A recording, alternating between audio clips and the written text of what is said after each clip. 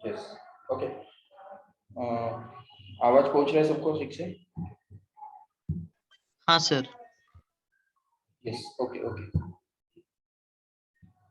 ठीक है। तो लॉज ऑफ मोशन के न्यूमेरिकल्स हमारे चल रहे हैं, तो उसमें हम कंटिन्यू करेंगे। लास्ट टाइम हमारा 13th न्यूमेरिकल हमने ऑलरेडी कंप्लीट किया था। Okay so let us see this next 14th numerical here. Just read the question carefully.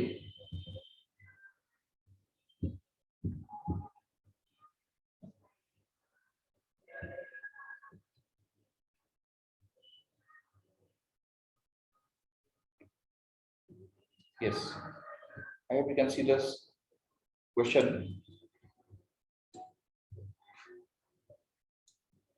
Okay, a 2-meter long wooden plank of mass 20 kilogram is pivoted, means supported from below at 0.5 meter from either end. A person of mass 40 kilogram starts walking from one of these pivots to farther end. How far can the person walk before the plank topples? तो देखो लिखे, ये situation कुछ इस तरह से है जिसमें ये 2 मीटर लंबा प्लैंक मतलब सिंपली एक वुडन पर लकड़ी का ऐसा रेक्टेंगुलर सा स्ट्रक्चर टाइप होता है। वुडन एक स्ट्रिप ही समझ लो, ठीक है। एक इस तरह का पट्टी, ठीक है, पट्टी इस तरह से रखा हुआ है, हॉरिजॉन्टल रखा हुआ है। और चलो ठीक है, उसका लेंथ हम यहाँ पे डिनोट करेंगे, 2 मीटर लंबा है वो, ठीक है। And it is of mass 20 kilogram. Okay, so the mass of the plant here is given to be 20 kilogram. Yes, and again, it is pivoted at 0.5 meter from either end. Either मतलब दोनों में से कोई भी एक, मतलब दोनों ends से 0.5 मीटर डिस्टेंस छोड़ के यहाँ पे वो पाइवोट किया हुआ है, मतलब नीचे से सपोर्ट किया हुआ है इस तरह से। तो ये जो पॉइंट है, तो ये यहाँ से 0.5 डिस्टेंस पे है, और वो वाला जो पाइवोट है वो भी एक्चुअली 0.5 मीटर डिस्टेंस पे है एंड पॉइंट से, ठीक है। Person of mass 40 kilogram starts walking from one of this pivots. Okay, तो देखो यहाँ से, मतलब ये पाइवोट जो है, एक पाइवोट से ये पर्सन चालू करता है, ठीक है, इस तरफ बढ़ना चालू करता है, ठीक है। It starts walking from this one of the pivots and to the farther end. Okay, how far can the person walk before the plank topples?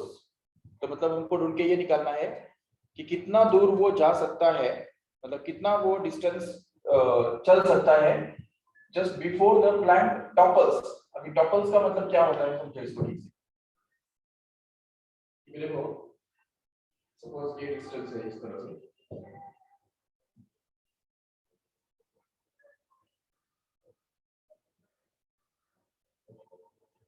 Sir एक साइड ऐसे ऊपर आएगी, एक साइड ऐसे नीचे जाएगी। हाँ, मतलब एक समझो, एक सिंपल सा एग्जांपल मैं दे सकता हूँ।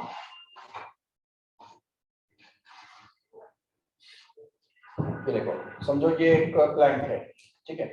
अभी इसको मैंने सपोज यहाँ पे बीच में पकड़ के रखा है, ठीक है, यहाँ पे सपोर्ट दिया है। ओके, अभी अगर मान लो यहाँ पे एक वेट अटैच कर देते हैं तो वो इस तरह झुक जाएगा, ठीक है। अगर इस तरफ वेट अटैच करते हैं तो वो इस तरफ झुक जाएगा, इस तरफ। अभी सोचो कि अगर दो सपोर्ट्स पे वो इस तरह से रखा हुआ है, ठीक है, ये 2 सपोर्ट्स है, इनके ऊपर वो रखा हुआ है इस तरह से, ठीक है। अभी अगर मान लो कि मैंने एक वेट जो है, तीसरा वेट इसके ऊपर रख दिया, ठीक है। अभी दिख रहा है सबको ठीक से? देखो, हाँ सर, हाँ दिख रहा है। हाँ, अभी ये जो उंगली है, वो 2 उंगली क्या कर रहे हैं, उसको सपोर्ट दे रहे हैं, ओके, उसको नीचे से सपोर्ट दे रहे हैं, ठीक है। अभी अगर एक वेट मैंने यहाँ पे रख दिया तो वो वेट जो है वो आराम से बैलेंस हो जाएगा क्योंकि वो बीच में रखा हुआ है, ठीक है। अभी इस केस में हम क्या बोल सकते हैं कि देखो, इस वेट की वजह से जो उसके ऊपर डाउनवर्ड फोर्स काम कर रहा है, डाउनवर्ड फोर्स जो कि उसके वेट के बराबर है, वो तो डाउनवर्ड डायरेक्शन में काम कर ही रहा है। एट द सेम टाइम ये जो 2 सपोर्ट्स है वो क्या कर रहे हैं, एक अपवर्ड डायरेक्शन में एक रिएक्शन प्रोड्यूस कर रहे हैं, नॉर्मल रिएक्शन उसको बोल सकते हैं। So these 2 forces are acting in upward direction and the weight of this body is acting in the downward direction. and since both of these weights and downward force and upward force are equal to each other, and hence this whole system is going to be at rest and it is not going to topple. Okay, and even यहाँ पे हम देख सकते हैं कि torque जो है, torque exerted by this force, ठीक है, ये जो ऊपर का डायरेक्शन में फोर्स काम कर रहा है उसका टॉर्क इस डायरेक्शन में उसके ऊपर काम कर रहा है, इसका टॉर्क इस डायरेक्शन में काम कर रहा है और इसका भी टॉर्क यहाँ पे काम कर रहा है। तो ये तीनों टॉर्क्स का जो सम है, वेक्टर सम अगर हम देखेंगे तो वो 0 है, जिसकी वजह से ये कंडीशन ऑफ इक्विलिब्रियम सेटिस्फाई करता है और इसी वजह से ये टॉपल नहीं हो रहा है, यहाँ पे कोई भी रोटेशनल मोशन प्रोड्यूस नहीं हो रहा है। ठीक है, लेकिन अभी अगर सपोज हमने इसको अगर यहाँ पे रख दिया, देखो ठीक से अभी क्या होने वाला है, अभी भी यहाँ पे नो डाउट द टॉपलिंग का एक्शन नहीं हो रहा है।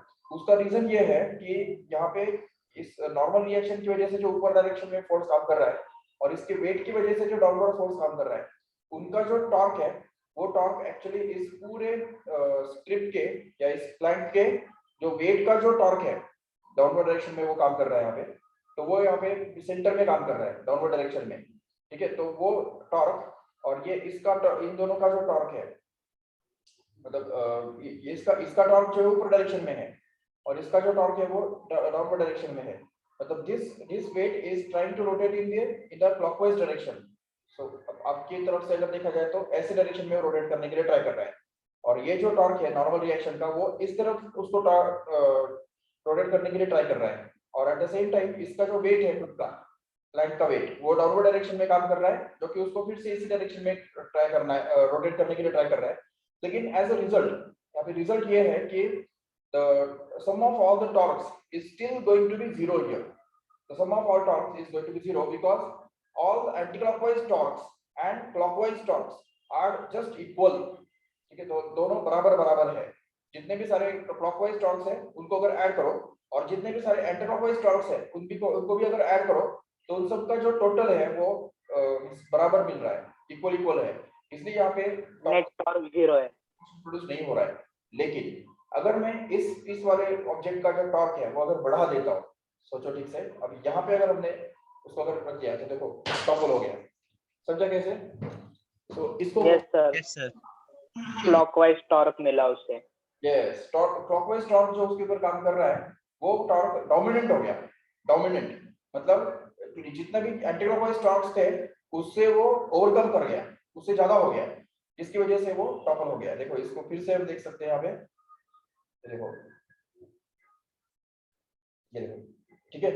So this toppling action takes place only when the net torque actually exceeds, मतलब जो clockwise torque exceeds the anti clockwise torque. तो यहाँ पे अभी भी टॉपलिंग नहीं हो रहा है, लेकिन अगर इसको थोड़ा इस तरफ शिफ्ट कर देते हैं तो ये देखो इस तरह से टॉपल हो गया। So this toppling action takes place only when one of the torque may be clockwise और may be anti clockwise also. कोई भी एक तरफ का जो टॉर्क है वो डोमिनेंट होना चाहिए।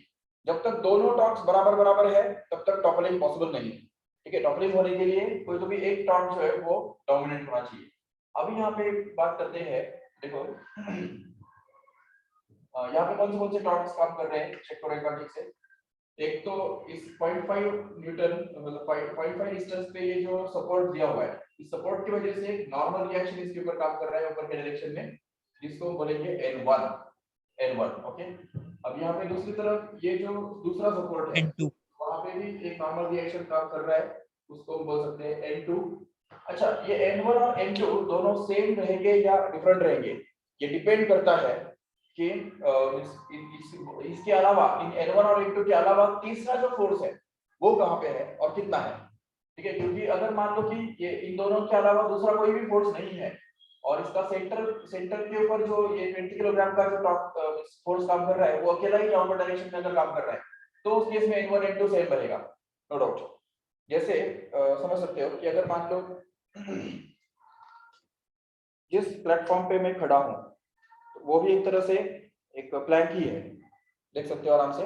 अभी अगर मैं यहाँ पे खड़ा हूँ तो उसके जो सपोर्ट्स है इन दोनों सपोर्ट्स पे सेम बराबर का टॉर्क काम कर मतलब फोर्स काम करेगा, लोड दोनों इक्वल रहेंगे। लेकिन अगर मैं थोड़ा सा इस तरफ शिफ्ट हो जाता हूँ तो क्या होगा, जरूर इस तरफ का जो सपोर्ट है उसको ज्यादा लोड लेना पड़ेगा, और अगर मैं इस तरफ शिफ्ट हो जाता हूँ, ये साइड में अगर शिफ्ट हो जाता हूँ तो इधर का जो सपोर्ट है उसको जरूर ज्यादा लोड लेना पड़ेगा, और उस केस में वो पहला वाला जो सपोर्ट था वो उस तरफ वाला, उसको कम लोड सहना पड़ेगा। तो ये सीधी बात है कि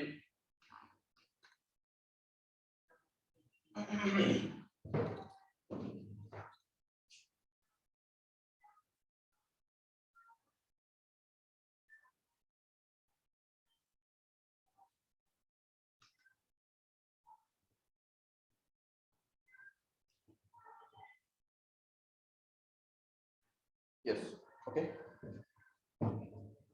So we can just see, always it happens that if suppose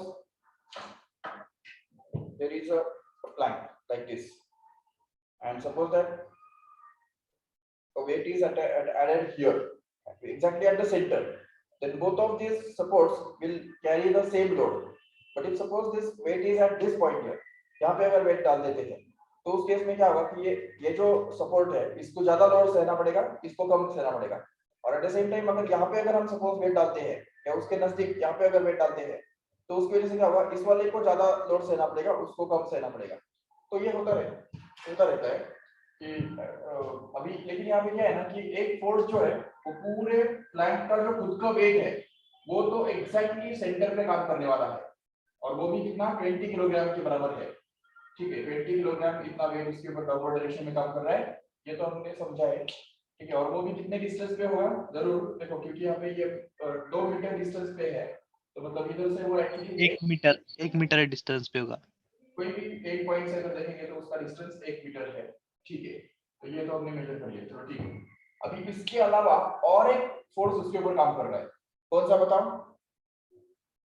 जबकि ये बताया गया है क्वेश्चन के अंदर कि a person starts walking from the one of the supports or one of the pivots to the other, तो ये पर्सन का वेट भी, हाँ, तो उस पर्सन का जो खुद का वेट है वो यहाँ पे काम करेगा डाउनवर्ड डायरेक्शन में, और अभी जबकि वो चल रहा है, वो उस तरफ दौड़ रहा है, मतलब जा रहा है, तो उसकी वजह से क्या होगा कि उसका जो डिस्टेंस है यहाँ से बढ़ता जाएगा। ठीक है, इस सपोर्ट से बढ़ता जाएगा, और एक पर्टिकुलर पॉइंट पे क्या होगा कि उसके द्वारा प्रोड्यूस किया हुआ जो टॉर्क है वो टॉर्क एक्चुअली इस टॉर्क को, मतलब 20 किलोग्राम वाले फोर्स की वजह से प्रोड्यूस होने वाला जो टॉर्क है और इवन इस N2 की वजह से प्रोड्यूस होने वाला जो टॉर्क है, उन दोनों को वो बैलेंस करेगा, मतलब जस्ट ओवरकम करेगा। और जैसे ही वो ओवरकम करेगा तो इस पर्टिकुलर डिस्टेंस पे यहाँ पे किधर तो भी अगर चला जाएगा तो वो टॉपल हो जाएगा, मतलब नीचे गिर जाएगा, क्योंकि उसकी वजह से जो टॉर्क प्रोड्यूस होगा वो एक्चुअली क्लॉकवाइज रहने वाला है। और एंटी क्लॉकवाइज कौन प्रोड्यूस कर रहा है टॉर्क? यहाँ पे देखो, ये प्रोड्यूस कर रहा है 20 किलोग्राम का वेट यहाँ पे, और दूसरा नहीं, बाकी सब तो वो भी हम देख सकते हैं कि कौन से पॉइंट के अबाउट वो टॉपल होने वाला है, तो वो भी हमको समझना है। तो इसलिए ये N2 जो है, ये वाला पॉइंट अगर हम रेफरेंस में लेंगे तो it will be better, because it is going to topple about this point actually, क्योंकि जब भी वो टॉपल होगा तो इस पॉइंट के अबाउट टॉपल होगा। क्योंकि अभी भी हमने एग्जांपल भी देखा था, जो जैसे ये दो सपोर्ट्स है, तो इस सपोर्ट को जब तक वो क्रॉस नहीं करता तब तक टॉपल होने का चांस नहीं है, लेकिन ये सपोर्ट को क्रॉस करने के बाद क्या होगा कि एक पर्टिकुलर डिस्टेंस पे जाने के बाद वो टॉपल होगा। तो इसलिए, और ये इसी पॉइंट के अबाउट टॉपल होने वाला है, ये जो दूसरा ये जो वाला पॉइंट होता है तो इसके अबाउट वो टॉपल होने वाला है। तो इसलिए ये जो N2 यहाँ पे जो सपोर्ट है ये हमारे लिए बहुत इंपॉर्टेंट पॉइंट है, ठीक है, जो कि जिसके अबाउट ये पूरा प्लैंक टॉपल होने जा रहा है। तो इसलिए हमको सभी जो मोमेंट्स है या सभी जो टॉर्क्स है वो इस N2 के अबाउट ही निकालने हैं। This is considered as our origin, just because the plank is going to topple about this point only, and that's why this is considered as origin. तो अभी इसको अगर हमने origin मान लिया तो देखो ठीक से, यहाँ पे अगर पर्सन है, अगर मान लेते हैं कि यहाँ से x इतने डिस्टेंस पे जाके ये टॉपल होता है, ठीक है, यहाँ पे जब ये पर्सन आ जाता है, suppose this is the person, ठीक है, when it is at a distance x from this N2 here, at that time it just gets toppled। तो अगर वो x डिस्टेंस पे टॉपल हो जाता है तो उस केस में हम देख सकते हैं कि उसका जो डिस्टेंस है यहाँ से x है और उसका जो वेट है खुद का, तो वो वेट यहाँ पे डाउनवर्ड डायरेक्शन में एक फोर्स प्रोड्यूस कर रहा है, ठीक है, जो कि उसके खुद के वेट के बराबर है। अच्छा, पर्सन का वेट दिया है क्या? 40 kg. Yes, 40 kilogram is the weight of the person here, so we can just use it that also। Okay, तो ये जो है पर्सन का वेट उसको हम बोलेंगे m1 and that is going to be 40 kilogram. Yes, so that way we will also produce a torque which is actually clockwise in this case. Okay, and clockwise torque. ये जो 20 kilogram का जो force है वो actually anti clockwise torque produce करेगा। Anti clockwise N1 जो है वो तो उस केस में जीरो हो जाएगा क्योंकि जैसे ही ये डिस्कनेक्ट हो गया तो कांटेक्ट ही नहीं रहा, तो फिर नॉर्मल रिएक्शन का तो सवाल नहीं पैदा होता है कि नहीं। तो इसलिए ये हमको समझना है कि when the plant just about to topple at that time N1 will just get vanished, that means N1 will become zero actually। तो ये हमको समझना है। ये बात समझ में कैसे, क्योंकि टॉपल होने के जब सिचुएशन होता है तो ये इसके साथ कांटेक्ट ही लूज कर लेता है कि नहीं। तो जब इसके साथ इसका कोई कांटेक्ट ही नहीं रहेगा तो उस केस में कोई नॉर्मल रिएक्शन प्रोवाइड नहीं कर पाएगा वो, क्योंकि एक्चुअली नहीं तो रिएक्शन कहां से आएगा। तो इसलिए इन दोनों का कांटेक्ट जैसे लूज हो गया तो N1 will become zero, and since this point is the our origin, so N2 is already passing through the origin and hence there is no torque produced by N2 as well। तो ये N2 की वजह से कोई torque produce नहीं होने वाला है क्योंकि N2 जो है वो खुद ओरिजिन में से पास हो रहा है, उसका परपेंडिकुलर डिस्टेंस एक्चुअली जीरो है करके हम यहाँ पे बोल सकते हैं कि N2 की वजह से कोई टॉर्क प्रोड्यूस नहीं हो रहा है। ये 40 किलोग्राम वाले वेट की वजह से एक क्लॉकवाइज टॉर्क प्रोड्यूस हो रहा है और ये 20 किलोग्राम वाले वेट की वजह से एंटी क्लॉकवाइज टॉर्क प्रोड्यूस हो रहा है। और ये टॉपल होने का चांस तभी होगा जब ये जो है पर्सन एक पर्टिकुलर डिस्टेंस x को एक्सीड करेगा, जब जिस समय इस क्लॉकवाइज टॉर्क और anti clockwise torque just equal होंगे और उसके थोड़ा भी अगर आगे जाएगा तो वो टॉपल हो जाएगा। तो इसलिए ये कंडीशन जो है, तो कंडीशन फॉर टॉपलिंग, तो टॉपल होने के लिए कंडीशन क्या होगा, so we can just say that the both of these torques must be exact equal, that means the torque due to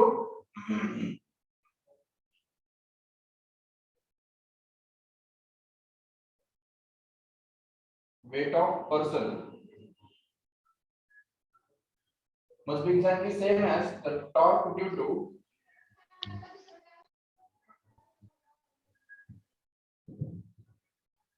weight of plank। Plank का जो वेट है उसका टॉर्क और पर्सन का टॉर्क ये दोनों इक्वल होने चाहिए, ये हमको समझना है। Okay, so what is the torque due to weight of person, can you tell me? It is going to be 40 kilogram, 40 kilogram तो लेकिन ये 40 किलोग्राम ये जो है ये तो मास है, लेकिन इसको ग्रेविटी से भी हमको मल्टीप्लाई करना पड़ेगा। 400 न्यूटन हो जाएगा। हाँ, तो भले वो ग्रेविटी बाद में कैंसिल हो जाएगा, no doubt.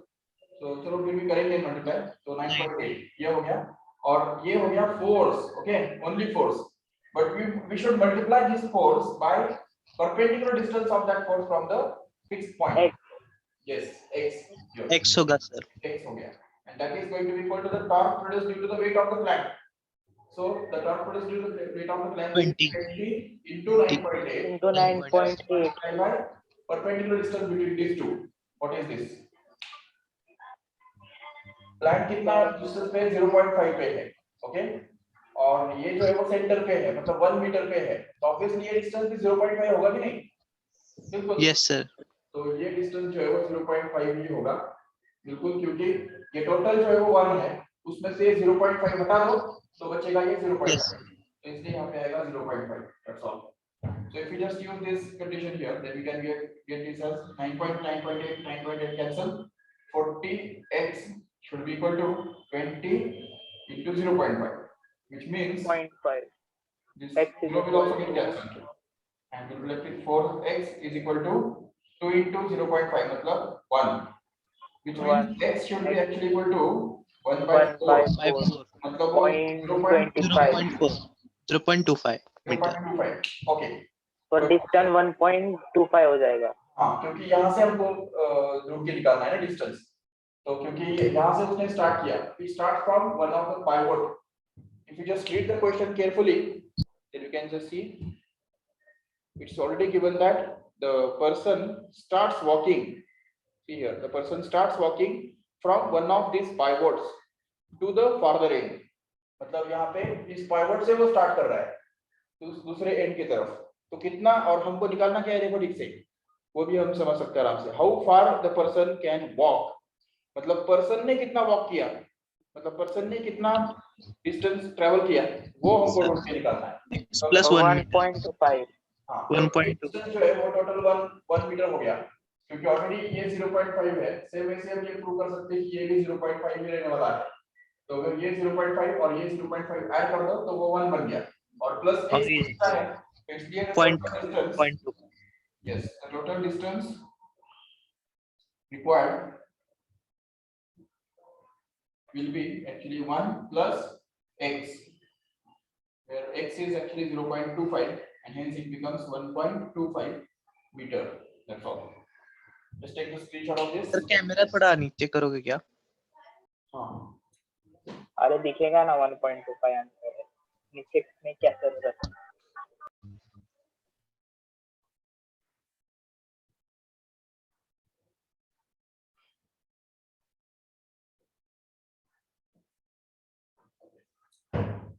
let us see the next question now.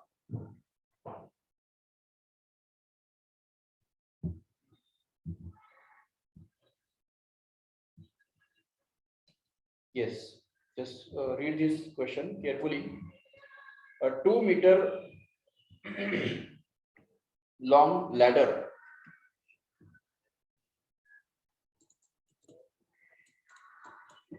okay, 2-meter long ladder of mass 10 kilogram is kept against a wall such that its base is 1.2 meter.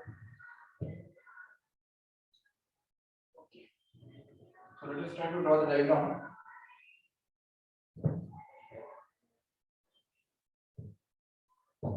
Suppose that this is a 2-meter ladder of mass 10 kilogram is kept against a wall. Against मतलब एक wall है, इस wall के side में वो रखा हुआ है, उस wall के touch करके, ठीक है, such that its base is 1.2 meter away.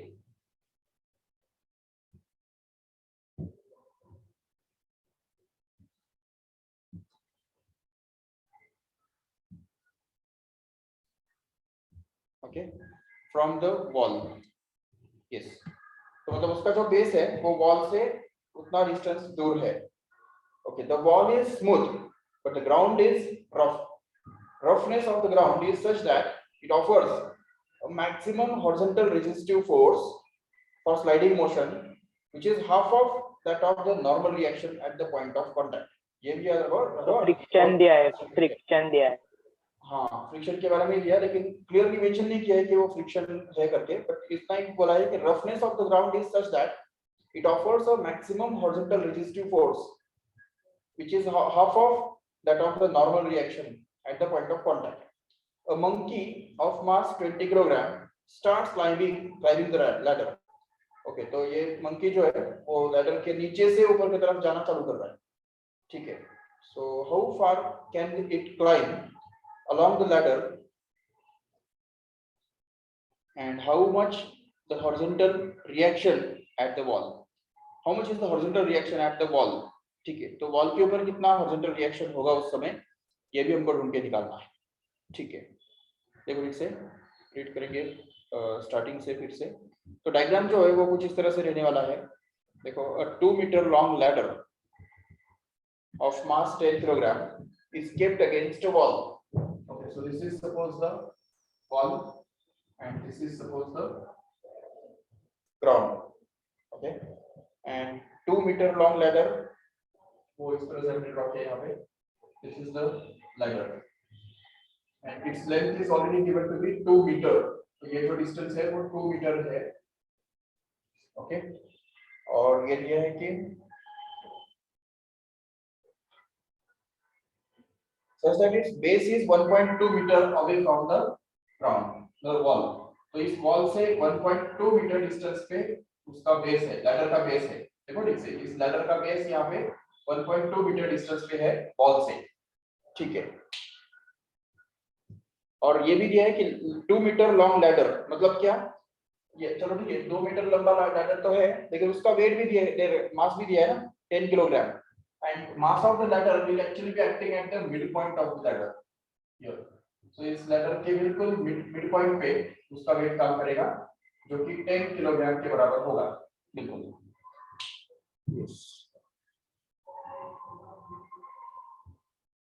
Okay, background noise आ रहा है क्या आपको? सुनाई दे रहा है क्या? यस सर, थोड़ा ही धीमा है। थोड़ा है सर, उतना ज्यादा नहीं है। Okay okay okay.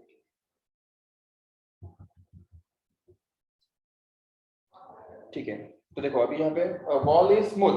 अच्छा, मतलब वॉल स्मूथ है, इसका सीधा मतलब ये होता है कि there is no friction in the wall at the point of the ladder. ठीक है, end point of the ladder. Okay, and the roughness of the ground is such that it offers the maximum horizontal resistive force for sliding motion which is half of the normal reaction at that point of contact. Okay, monkey of mass 20 kilogram starts climbing the ladder।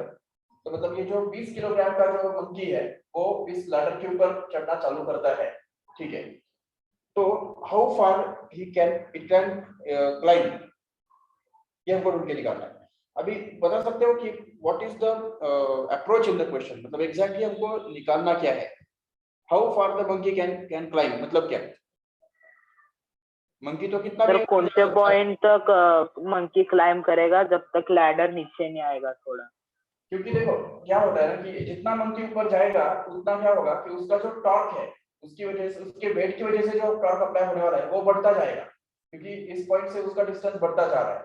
तो वो जैसे torque बढ़ता जाएगा तो वो clockwise anti clockwise torque जो है वो बढ़ता जाएगा कंटिन्यूअसली, लेकिन क्लॉकवाइज टॉर्क तो फिक्स्ड है। और उसकी वजह से यहाँ पे इस पॉइंट पे क्या होगा ना कि एक तरफ होगा फ्रिक्शनल फोर्स जो उसको रेजिस्ट कर रहा है, इस पॉइंट को इस तरफ से इस तरफ फिसलने के लिए रेजिस्ट कर रहा है। क्योंकि नहीं तो क्या है, देखो अगर एक सिंपल सा एग्जांपल ले लेते हैं कि अगर मान लो कि एक सरफेस है और ये एक वर्टिकल वॉल है, ठीक है, और यहाँ पे अगर हमने एक लैडर रख दिया, दिख रहा है देखो, ये सपोज यहाँ पे लैडर रख दिया, ठीक है। अब ये लैडर जो है वो यहाँ पे बैलेंस रहेगा क्या? नहीं, वो टेबल के नीचे गिर जाएगा। क्यों गिर गया नीचे? क्योंकि यहाँ पे ये जो स्केल है वो बहुत स्मूथ है, ठीक है, it is very very smooth. फिर से देखो ठीक से, यहाँ पे अगर हम इस तरह से उसको टच करके लैडर अगर इस तरह से रख देंगे ना तो वो लैडर यहाँ पे नहीं रुकेगा, क्योंकि वो यहाँ पे फिसल जाएगा इस तरह से। ये समझा ठीक से? ये फिसल गया क्यों? क्योंकि उसका जो वेट की वजह से जो टॉर्क प्रोड्यूस हो रहा है वो एक्चुअली इस फ्रिक्शनल फोर्स उसको ओवरकम करने के लिए या उसको अपोज करने के लिए कैपेबल नहीं है। Frictional force is not capable of resisting it. But अगर मान लो कि ऐसा है, इमेजिन करो ये सपोज वॉल है, ये वॉल है, चलो ठीक है ये छोड़ो, ये ऐसा सपोज, ठीक है। और अब ये अगर ये मैं लैडर इस तरह से इसके ऊपर अगर रखता हूँ तो वो रेस्ट हो जाएगा। क्यों? क्योंकि अभी यहाँ पे वो कहाँ पे रुका हुआ है, देखो ठीक से, ये मेरे हाथ के सरफेस पे रुका हुआ है और मेरा हाथ का सरफेस जो है वो ऑलरेडी बहुत स्मूथ है, नहीं सॉरी रफ है, रफ। और उसका रफनेस जो है वो उतना सफिशिएंट है कि इसके वेट के जो टॉर्क को बैलेंस कर सकता है, ठीक है, उसके वेट के टॉर्क को बैलेंस करने के लिए वो कैपेबल है, इसलिए वो वहां पे रुका हुआ है। तो सेम सिचुएशन यहाँ पे भी रहने वाला है। तो हम देख सकते हैं यहाँ पे कि ये जो चलो वॉल तो स्मूथ है, वॉल के अंदर कोई फ्रिक्शन नहीं है, लेकिन ग्राउंड के अंदर तो फ्रिक्शन है ना। तो ग्राउंड के अंदर का जो फ्रिक्शन है वो एक्चुअली जबकि ये वेट का जो टॉर्क है वो वेट का टॉर्क इसको इस तरह से टर्न करने के लिए ट्राई करेगा, इस डायरेक्शन में टर्न करने के लिए ट्राई करेगा, जिसके कारण ये जो पॉइंट है वो इस तरफ स्लाइड होने के लिए ट्राई करेगा। लेकिन उसको स्लाइड होने से अपोज करने के लिए एक एक्स्ट्रा फोर्स यहाँ पे काम करेगा जिसको हम फ्रिक्शनल फोर्स बोल सकते हैं, जो जिसके बारे में उन्होंने वहां पे मेंशन किया है, it is the maximum resistive force. ठीक है, we can just call this force as a FS which is nothing but the frictional force। Okay, तो ये फ्रिक्शनल फोर्स यहाँ पे काम कर रहा है, वो ही इस लैडर को उस तरफ शिफ्ट होने से या स्लाइड होने से बचा रहा है या रोक रहा है। तो ये हमको समझना है, ठीक है। ओके, अभी एट द सेम टाइम और कौन से फोर्सेस है बता सकते हो फटाफट? Sir normal at point of contact. यहाँ पे एक नॉर्मल रिएक्शन काम करेगा ऊपर की डायरेक्शन में, जिसको हम बोलेंगे N1। N1, ठीक है। और सर वॉल पे आगे इस तरह, राइट, क्योंकि सरफेस ही वर्टिकल है ना, तो नॉर्मल Yes. उसको परपेंडिकुलर मतलब इस तरफ होगा। अच्छा, यहाँ पे भी होगा क्या फ्रिक्शनल फोर्स? नहीं सर, सरफेस स्मूथ है इसलिए फ्रिक्शन नहीं होगा। That's why they are already mentioned that the wall is smooth, surface of wall is already smooth, ये दिया हुआ है, इसलिए यहाँ पे कोई फ्रिक्शन लेने की जरूरत नहीं है। ओके, और इसके अलावा कोई और दूसरा फोर्स है? सर वेट होगा, कौन सा? लास्ट में मंकी का वेट। वेट हाँ, वेट वेट जो वेट है, मंकी का वेट। ठीक है। जब मंकी यहाँ पे ऊपर चढ़ेगा तो उसका वेट यहाँ पे काम करेगा, लेकिन कौन से पॉइंट पे वो काम करेगा वो हमको पता नहीं है। Yes sir. ठीक है, तो कौन से पॉइंट पे वो काम करेगा वो हमको अभी तक पता नहीं है, क्योंकि अभी तक वो मंकी का जो मैक्सिमम डिस्टेंस है वो हमको पता नहीं है। ठीक है, तो लेट अस अज्यूम समवेयर, जो भी उसका डिस्टेंस है वो हम निकालेंगे बाद में, but let us assume it as at this point here. Suppose monkey is present at this point and its weight is going to be acting in a downward direction here, and the distance of this monkey from the lowest point is actually going to be x. वही हमको निकालना है ना, check करो एक बार। हाँ sir, वो distance निकाल। ये Yes, how far can it climb along the ladder? हाँ, ये वर्ड यूज करो याद रखो ठीक से। along the ladder मतलब क्या, हमको लैडर के along उसका डिस्टेंस जो है वो हमको ढूंढ के निकालना है, that is assumed as x. So suppose ये जो पॉइंट है इसको यहाँ से हम मेजर करेंगे तो वो डिस्टेंस एक्चुअली x बोल देंगे, तो ये समझो x है। ठीक है, तो वो हमको ढूंढ के निकालना है। और ये जो है ये तो मिड पॉइंट है ना, तो मिड पॉइंट होने की वजह से उसका डिस्टेंस कितना होगा? ऑब्वियसली इस 2 metre 1 metre. Yes. So this will be 1 meter. Okay. तो distances तो सभी हमने यहाँ पे मेंशन कर दिए ऑलरेडी। अच्छा, और मंकी का वेट कितना है? 20 kg sir. 20 kg। So this is 20 kilogram. That is the weight of monkey. Yes. Okay. Now we can just see. Sir 20 kg और सर वेट और N1 बैलेंस हो जाएंगे और N2 और FS इक्वल हो जाएंगे बैलेंस करने के लिए। वेट हाँ, इन दोनों के जो वेट्स है वो एक्चुअली डाउनवर्ड डायरेक्शन में काम कर रहे हैं, and N1 is the only force which is acting in the upward direction. So if we just applying the condition of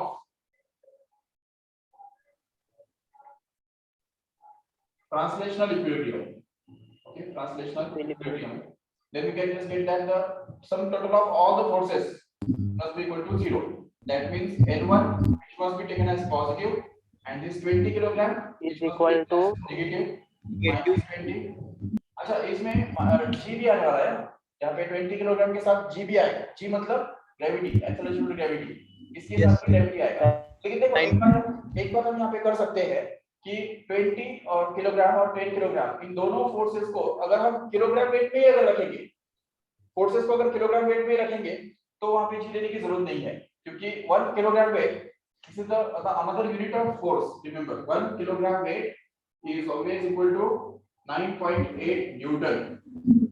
ये अगर हम ऐसे कर लेंगे as a another unit of force itself, then we can just keep this force of 20 kilogram in kilogram weight only, and then it will be simply 20 only. तो ये 20 हो गया, और इसकी वजह से यहाँ पे याद रखो N1 जो मिलेगा हमको वो भी किलोग्राम वेट में मिलने वाला है। ठीक है, तो जब हम ये N1 निकालेंगे तो उसको भी वापस 9.8 से मल्टीप्लाई करना होगा, तब जाकर वो न्यूटन में मिलेगा। चलो ठीक है, so this is just for our convenience, ताकि ये 9.8 बार-बार तकलीफ ना दे। ठीक है, तो यहाँ पे ये जो है वो 10 किलोग्राम का force minus 10 and that should be equal to 0, which means that N1 should be actually equal to 20 plus 10, which means 30 kilogram weight, 30, but that is again in kilogram weight, kilogram weight. Kilogram weight. Okay, तो इसमें से एक value तो चलो हमको मिल गया already, N1 का value. ठीक है, अब एट द सेम टाइम दूसरा एक कंडीशन ऑफ इक्विलिब्रियम यूज कर सकते हैं। ये हमने कंडीशन ऑफ इक्विलिब्रियम अप्लाई किया along y axis, right? y axis क्या हम यूज किया, मतलब वर्टिकल डायरेक्शन में यूज किया। अगर हम सेम अगर यूज करते हैं applying the condition of translational equilibrium along x axis, ठीक है, अलोंग x एक्सिस अगर यूज करते हैं तो देखो हॉरिजॉन्टल फोर्सेस कौन से हैं, चेक करो। N2 is equal to और Fs और leftwards है, so we can consider this N2 as positive and Fs will be considered as negative. and hence we can say N2 minus Fs must be equal to 0, which actually means N2 must be equal to N2 is Fs. equal That's all. तो इसमें से sir हमको F S को mu N cos theta लेना है। नहीं नहीं उसके बारे में कोई बोला ही नहीं यहाँ पे। Fs के बारे में सिर्फ इतना ही बोला है कि Fs is actually going to be half of N1. See the statement. Yes sir yes sir Yes, sir. ये वाला जो स्टेटमेंट है कि it offers, okay, the roughness of the surface is such that, okay, it offers it offers a maximum horizontal resistive force for sliding motion which is half of the normal reaction at that point of contact. मतलब ये Fs का जो value है वो उस समय के उस पॉइंट ऑफ कांटेक्ट के ऊपर के नॉर्मल रिएक्शन के आधे के बराबर है। मतलब Fs is going to be half of N1। अच्छा तो उसमें से हमको Fs मिल जाएगा ना आराम से। देखो इससे N1 तो ऑलरेडी अपने पास है, तो अगर ये हमने यहाँ पे डाल दिया 30 किलोग्राम वेट, तो Fs का वैल्यू कितना तो मिलेगा? 15 आ जाएगा, 15 half of 30 मतलब 15, correct. So Fs is also 15 kilogram weight. 15 kilogram weight. Again, remember that N2 is equal to 15 kilogram weight. Correct. N2 is also equal to 15 kilogram. yes, and since हाँ Fs और N2 तो same ही है, since यहाँ पे जैसे हमको Fs मिल गया तो N2 भी मिला हुआ ही है, actually it is also 15 kilogram weight only. Okay, तो देखो N1 मिल गया, Fs मिल गया, N2 भी मिल गया। अब ये चाहिए क्या फिर अभी हमको condition of rotational equilibrium apply करना है, क्योंकि जब तक ये स्लाइड नहीं होगा तब तक वो रोटेशनल इक्विलिब्रियम में भी रहेगा, right? So it will not be turning because the sum of all torques is actually going to be 0, ठीक है। लेकिन अभी अपना रोटेशनल इक्विलिब्रियम का कंडीशन अप्लाई करने के लिए हमको कोई ना कोई फिक्स पॉइंट कंसीडर करना पड़ेगा। सर सेंटर, और हमने ऑलरेडी ये प्रूव करके रखा है कि the sum of moment of force और moment of couple is always constant in about any point in the whole plane. तो किसी भी पॉइंट के अबाउट अगर हम कंसीडर करते हैं तो सम ऑफ टॉर्क में कोई फर्क नहीं पड़ता है, ठीक है। तो we are just free to choose any point as our reference point, that is completely in our hand, that is our completely our choice, ठीक है। तो हमारा कन्वीनियंस देखना है, हमारे कन्वीनियंस के हिसाब से, क्योंकि देखो अगर इस पॉइंट को अगर हम ओरिजिन कंसीडर करते हैं तो हमको कौन से फोर्सेस का टॉर्क निकालना पड़ेगा। देखो ठीक से इस N1 का टॉर्क निकालना पड़ेगा, कितना होगा वो N1 into 1.2, समझा कैसे? yes yes sir. Again we have to find out the torque of N2 which will be N2 into 2 meter. yes, again we have to find out the torque of वो distance नहीं पता होते हैं। हाँ क्या sir wall और ladder के जो परपेंडिकुलर डिस्टेंस नहीं पता ना हमें, तो वो काटना पड़ेगा। हाँ तो वॉल और लैडर नहीं, N2 का मैं बात कर रहा हूँ ना, N2 के बारे में बात कर रहे हैं।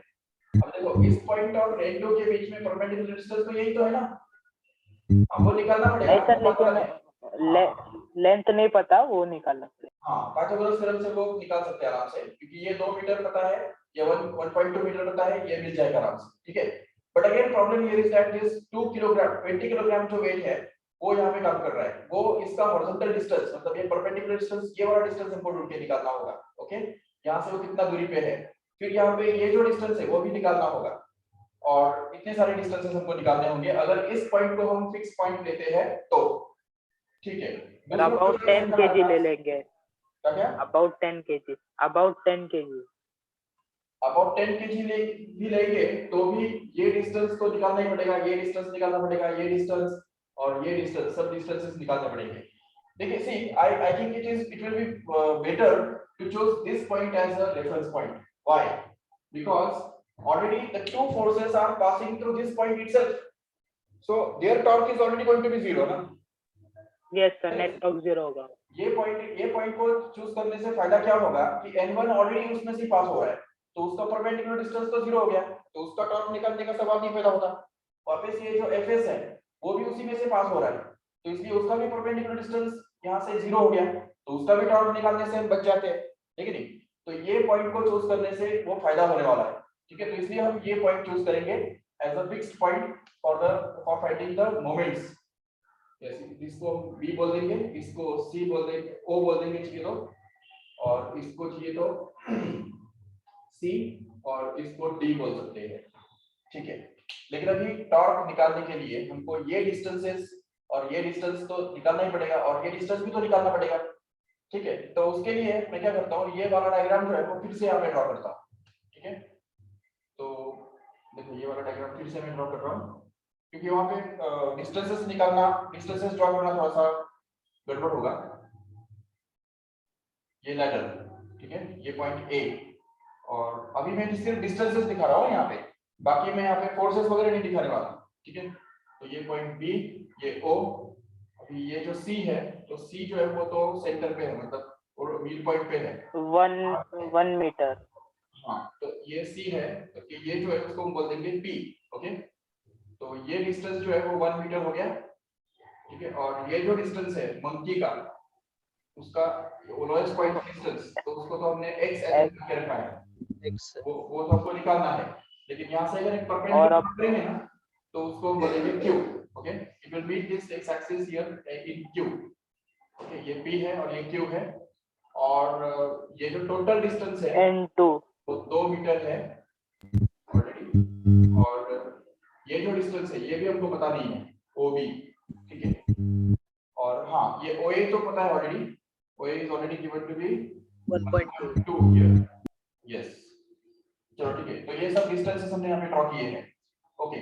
सो how can we draw find out this OB here.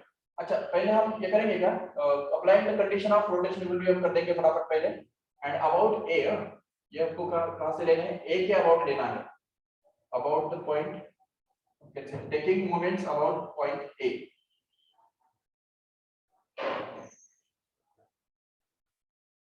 Okay.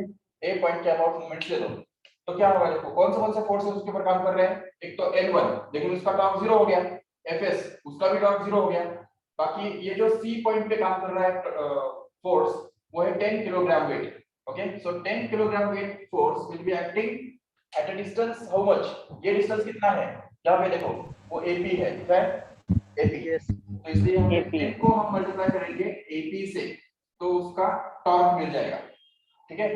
This is the torque produced by the force acting on due to this 10 kilogram here, yes. ladder, yes sir. Now monkey.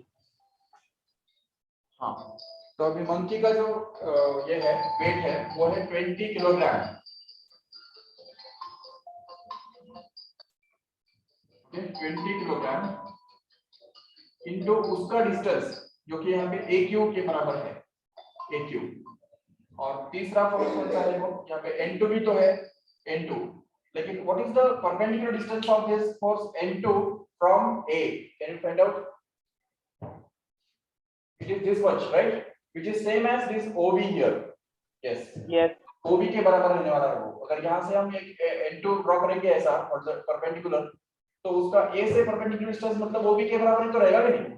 तो इसलिए हमको इस N2 को multiply करना है OB के साथ, okay, OB के साथ। and that's all these are the three torques acting on this point A here। तो इस पॉइंट A के अबाउट हमने ये सारे टॉर्क्स इनके निकाले, और इनका सम 0 होना जरूरी है, ओके। तो सम ऑफ ऑल और सर OB का लेंथ 1.6 होगा। यस, पाइथागोरस थ्योरम से हम वो निकाल सकते हैं। लेकिन ये तो कंप्लीट करने के पहले ये देखो यहाँ पे प्लस साइन कहाँ पे आएगा और माइनस साइन कहाँ पे आएगा, चेक करो ठीक से। उसके लिए हमको ये सोचना है कि A पॉइंट के अबाउट ये जो C वाला टॉर्क है वो इस डायरेक्शन में टर्न करेगा नहीं उसको, ये डायरेक्शन कौन सा हो गया, एंटी क्लॉकवाइज हो गया। तो एंटी क्लॉकवाइज होने की वजह से उसको हम पॉजिटिव ले लेंगे, positive. n into AP will be positive, okay. Again the तो AQ पॉजिटिव, ये जो AQ है वो भी पॉजिटिव हो जाएगा, लेकिन N2 नेगेटिव। N2 वाला जो टॉर्क है वो एक्चुअली क्लॉकवाइज डायरेक्शन में उसको टर्न करेगा, क्योंकि ये नेगेटिव होगा, नेगेटिव। यस। तो अभी इसमें हमको AP निकालना है, AQ निकालना है और OB निकालना है, क्योंकि N2 तो ऑलरेडी हमको पता है, ठीक है। तो और इसमें से हमको जब AQ मिल जाएगा तब जाके हमको ये भी मिलेगा, AD भी मिलेगा, जो कि हमको निकालना है actually, okay. So let us try to find out Pythagoras theorem use करेंगे। इसको चाहिए तो इक्वेशन नंबर 1 देके रखो, using Pythagoras theorem in triangle 2 square AOB, तो देखो OA square plus OB square is equal to OB square is equal to that means 1.2 का square plus OB square is going to be 2 square. So OB square OB square is equal to 2.56. 2.56. Yes. So it is 2.56. And उसका square root जो है 1.6. 1.6 1.6. 1.6 metre ये मिल गया हमको OB. ठीक है. But how can we get this AQ and AP using similarity? देखो ये जो ट्रायंगल ये जो एंगल है वो सेम है और ये एंगल तो सेम ही है कि नहीं 90 90 करके ये जो ट्रायंगल है ABC and AOB सिमिलर है. Triangle APC, okay, is similar to the triangle AOB, okay, and hence their sides are in proportion. So उनका proportionality अगर use करो तो AP upon AO, okay, AP upon AO should be same as this CP. नहीं CP का तो कोई सवाल नहीं बता था. AC upon CD. हाँ ठीक है CP upon OB, okay, CP OB. upon OB. So but CP किधर पता है हमको? पता ही नहीं. नहीं ये तो पता है ना एसी तो पता है एसी 1 है करके ठीक है तो एसी अपॉन एबी करेंगे ना एसी अपॉन एबी समझा ठीक है तो एपी तो हमको निकालना है एओ ऑलरेडी हमको पता है एओ which is 1.2 here 1.2 that is equal to AC which is 1 and AB is 2. That's it. 2. So अगर ये 1/2 है तो ये भी 1/2 होना चाहिए मतलब ये 2.4 आ जाएगा नहीं सॉरी 0.6 आ जाएगा 0.6 समझा ठीक है so AP is found out to be 0.6 meter check yes sir just cross multiply तो 1.2 उधर जाएगा और हमको मिलेगा 1.2 upon 2 मतलब 0.6 मीटर ओके वैसे भी देखो क्या है ना कि ये AB का अगर ये आधा है तो जरूर इसका भी आधा ये होगा कि नहीं ये फुल तो 1.2 है तो उसका आधा मतलब 0.6 ही रहने वाला है ठीक है AP मिल गया focus on AQ now again we can just say that the triangle AQD is similar to the triangle AOB again and hence we can say the ratio of AQ to AO is same as the ratio of AD upon AB. to AB.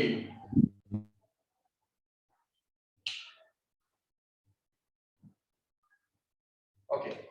So AQ जो है AQ हमारे पास है already नहीं AQ भी पता नहीं है ना हमको तो ठीक है keep it as it is AQ upon AO 1.2 yes is equal to AD is X and that is to be divided by AB which is 2 here.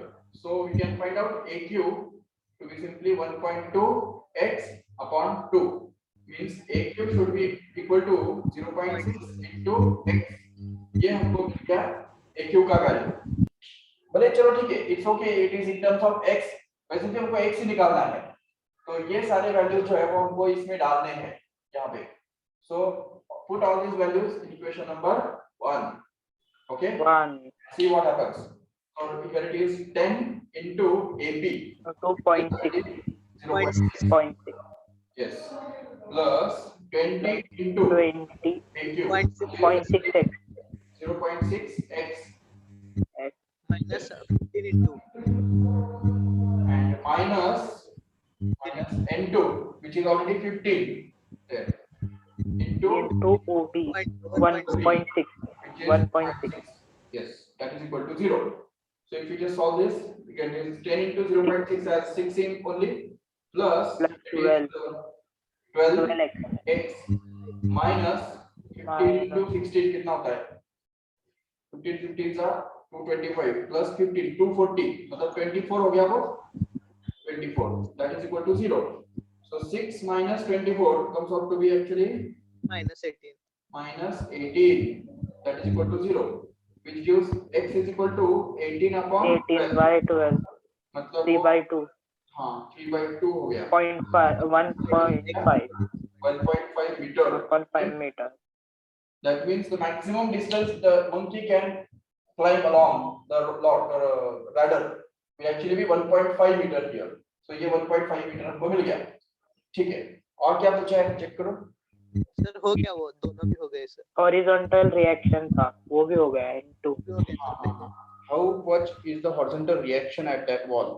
Wall ना, हाँ wall मतलब N2 N2 तो ऑलरेडी निकाल चुके हैं हम, ठीक है। यस, और भी बाकी है क्या, कितने न्यूमेरिकल्स है इसमें, खत्म ही नहीं हो रहे। सर, और 18 है टोटल। हाँ 18, हाँ 3 है, ठीक है। नेक्स्ट इसमें खत्म हो जाएगा। कल खत्म होगा और इलेक्ट्रोस्टैटिक स्टार्ट होगा क्या? हाँ सर, हाँ इलेक्ट्रोस्टैटिक। ठीक है, ठीक है, ऐसा आप जो बोलो वो स्टार्ट करेंगे, वैसे कोई प्रॉब्लम नहीं। इलेक्ट्रोस्टैटिक ठीक है, चलेगा, वो स्टार्ट करेंगे। अच्छा, ऑफलाइन स्टार्ट हो सकता है मंडे से, ठीक है। So be prepared, see the notifications कि आपको संडे को नोटिफिकेशन आ जाएगा मोस्ट प्रोबब्ली कि ऑफलाइन स्टार्ट होगा करके। तो उसके हिसाब से फिर जो भी विस्टर्न वैली ब्रांच में आने वाले हैं, you can just visit Western Valley branch according to the time table, जहाँ पे लिखा रहेगा ऑफलाइन तो वहाँ पे आपको विजिट करना है, ठीक है। चलो, so let us stop here. Thank you all of you.